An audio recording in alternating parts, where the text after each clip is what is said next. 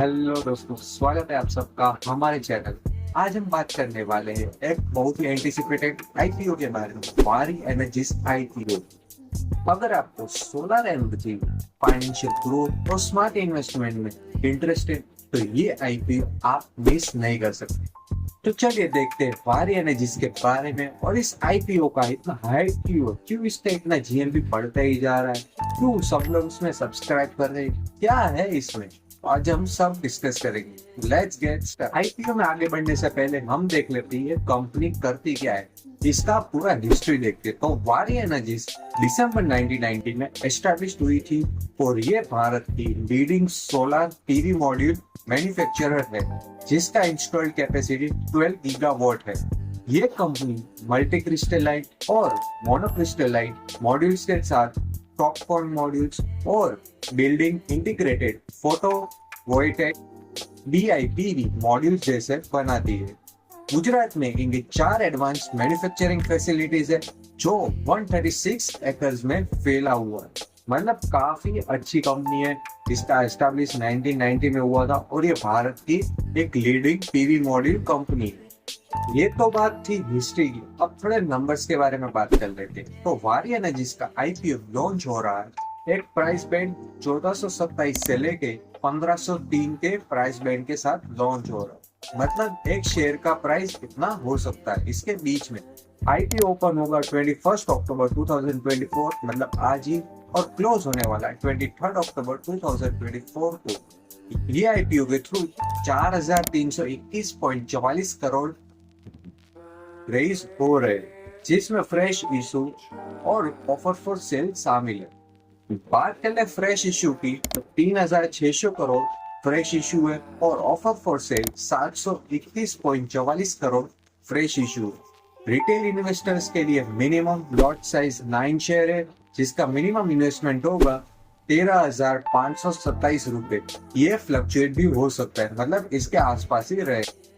तो ये आईपीओ का कुछ ना कुछ तो ऑब्जेक्टिव रहता ही है। क्यों ये लोग फंड रेज करते हैं, कुछ ना कुछ तो इसका कारण होगा। तो इसके 2 कारण, मतलब 2 ऑब्जेक्टिव है। तो ये फंड रेज करने का ऑब्जेक्टिव ये है कि इनको नए 6 गीगावाट मैन्युफैक्चरिंग फैसिलिटी को एस्टेब्लिश करने के लिए, जिसमें सोलर इग्नोट वेफर्स, सोलर सेल्स और पीवी मॉड्यूल्स बनाए जाएंगे ओडिशा में। ये तो फर्स्ट रीजन है, क्योंकि इनको ये इंस्टॉल करना है, इसीलिए ये फंड रेज कर रहे। दूसरा रीजन ये है कि उनको जनरल कॉर्पोरेट पर्पस के लिए ये फंड रेज करना है। ये थे 2 रीजन। अब बात कर लेते हैं इम्पोर्टेंट डेट्स, आपको याद रखना जरूरी है। आईपीओ ओपन हो रहा है 21 अक्टूबर को, क्लोज होने वाला है 23 अक्टूबर।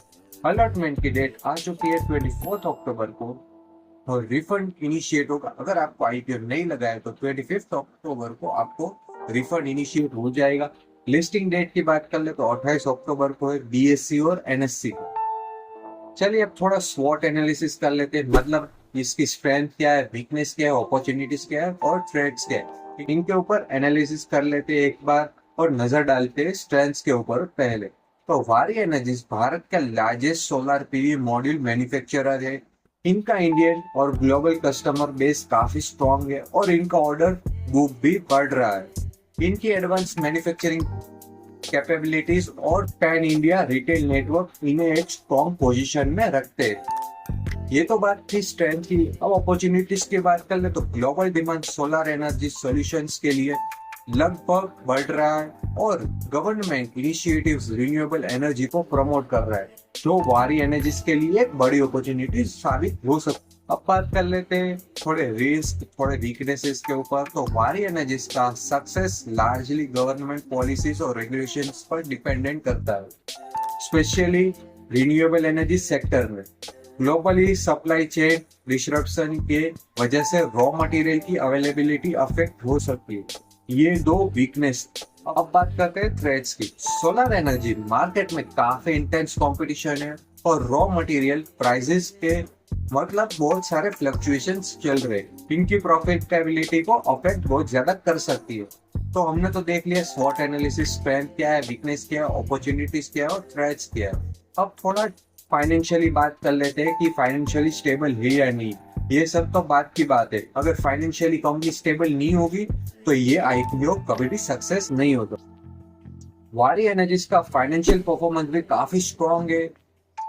फाइनेंशियल ईयर 2022 से फाइनेंशियल ईयर 2024 तक इनका रेवेन्यू 295% तक बढ़ गया है और इनका प्रॉफिट आफ्टर टैक्स की तो बात ही मत करो, 1499.9% के साथ जबरदस्त ग्रोथ करता दिख रहा है। इनका नेटवर्थ की बात कर ले तो 853.5% से ज्यादा बढ़ चुकी है इसकी नेटवर्थ और ये काफी स्ट्रॉन्ग बिजनेस मॉडल है और काफी ग्रोथ पोटेंशियल दिख रहा है हमें इसके अंदर। तो फाइनेंशियली तो ये काफी स्ट्रॉन्ग है। अब हम बात कर लेते हैं इसके जीएमपी के बारे में। अब तक इसका जीएमपी कितना चल रहा है और इनका सब्सक्रिप्शन अभी तक कितना हुआ है।